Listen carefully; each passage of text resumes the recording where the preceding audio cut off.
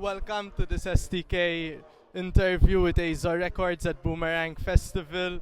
We're gonna get right into it. How are you feeling? What was it like tonight? How was their set?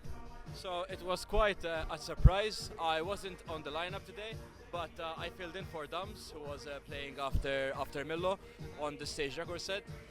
I got in playing back to back with Millo because had yeah, I happened to have a USB on me, and I said, "Fuck it, I'll just go." Yeah, yeah. And we ended up having a good set. I mean, usually Milo doesn't play that kind of music, so it was nice to actually have a genre that we can both play together. And it was a nice set overall, and I'm quite content with how it rolled through. Okay, nice. Now, I'd like to ask you a bit about your intro into music. You told me around 2022 you started playing. Where were the first places you played? I'm curious. So I started DJing right after Glitch Festival 2022.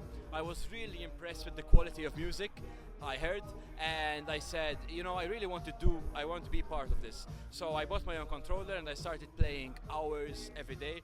And I got my first gig in December for Mitch. It was my debut and I used the controller, and then I got a second gig New Year's Eve between 2022 and 2023, and it was the first time I used CDJs. And coincidentally, a couple of Glitch residents were DJing after me, and a couple of weeks later I got my Glitch Festival call-up. It was totally out of the blue for me. I mean, I was only playing for 4 months since then, and that gave me the drive to improve my quality to be Glitch standard by August. Oh, so you sort of had a deadline with which to work on. One thing I want to ask before going on, because I'm quite curious about the CDJs. Do you think it made you quite a difference? Do you think it's alright without them, or do you think they're quite a core piece of an equipment to a DJ? What's your thoughts on CDJs? So, controllers are a good entry-level piece of equipment because you're allowed to buy a piece of equipment that's not so expensive, because a CDJ and mixer setup is quite expensive. So it allows you to test the waters and to try and improve your skill. And then I believe that CDJs are an essential skill to learn as a DJ, because that is the club standard equipment. So every time you go into a club, you're basically going to find the setup of a mixer and 2 CDJs, or if you're lucky, 3 or 4 CDJs, which allows you to explore more dynamics in your mix. Going onwards, I guess, what are your plans for the future? Or the future isn't as the moment. The short-term future, what's STK working on? If it's not public, so it's not public. But if there's anything you want to announce or talk about. So this year I founded my own collective, LiminoidMT, and through it I want to push the traditional form of raving, which is totally into the music, totally into the vibes, away from social media. In fact, one thing that I do for every person that enters the door is I put a sticker on cameras, so people are totally lost in the moment, and people who are seshing or who are being expressive don't have to worry about cameras in their face and all that. Have you done is this yet, or is it coming up soon? So far I've had 3 events. I had the first event in February, which was a fully locals lineup, and then I had my first international guest in February, Ponky from Paris, France. He's a very good, very talented DJ and producer, very upcoming. He's been in the scene for the last few months, and he's been making mammoth moves in the scene. He's been releasing on big labels, and I'm very proud to have given him his first international gig. And last month, earlier this month in May, I had my first event at Liquid, and I brought over a DJ and producer from London, Beats. He's a very, very talented DJ and producer as well.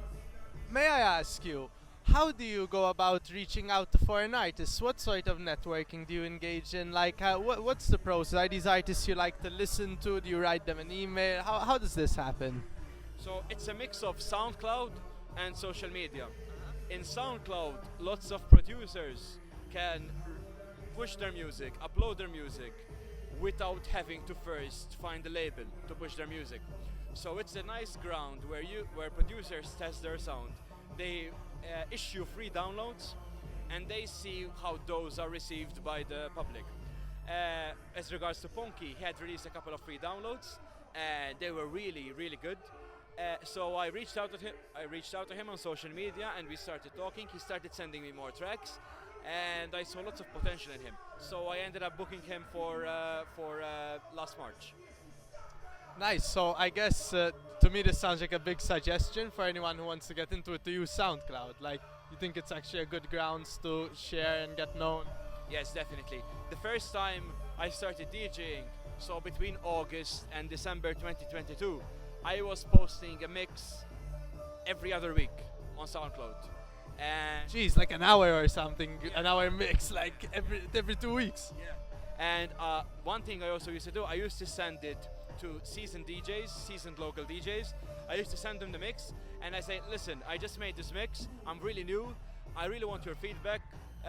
Be blunt. Be totally honest. Tell me how can I improve. Tell me what I'm doing wrong. Because I really wanted to improve my technique before I had my Glitch Festival gig. It's interesting. Now, I guess in terms of music before techno, like what did you? Were you into music from a young age, or is it something you stumbled on later? I stumbled across. I really became passionate about music in my 20s during COVID, especially, and I stumbled upon techno, which techno really made me passionate about music. It's what got me into digging. I first started with melodic techno, but that was a phase which passed as soon as I got into DJing.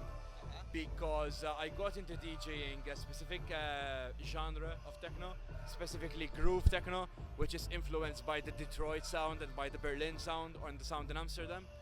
And that kind of music allowed me to push my technique to limits beyond my imagination, because most of the tracks are built in a loopy manner, so it's repetitive and it's very percussive. So it allows you to explore dynamics on more than 2 CDJs, incorporating the third CDJ or the fourth CDJ, and that allows you to explore different sound dynamics. And you'd make 4 tracks sound as one. 4 tracks sound like a new track, which is totally very rewarding and very fun. Nice. I guess to end it off, I'd wonder if there's anything you just want to say, like other than my questions. There's nothing really that I'd like to add, except that I'm really grateful with how I was received in the scene up to now. I know that there have been many other artists that have been more active than I was, and all of them have inspired me to push my technique to their level and to pursue the true sound, not the TikTok techno and all that. It's a space that I really want to push, because I believe that techno, that the underground scene has lost its underground touch. For me, underground means taking a break from reality, taking a break from society. In fact, that's what Liminoid means. Liminoid is the space we create to take a break from the norm. And that's what I wanted to be. I wanted to be that space where everybody can simply lose themselves in the moment. Dude, that sounds amazing. Anything about Boomerang, about today? How was today? The production is very professional in the way it's split, in the way it's organized, in the way the artists are treated, in the stage setup. The sound systems are immaculate. The equipment available is top tier. I mean, the latest CDJs, latest equipment, everything was amazing. The quality of vendors is superb and very diverse as well. And also the food too. Oh, I had some great. No, the food is awesome. The food is awesome, and I'm quite a person that likes my tummy.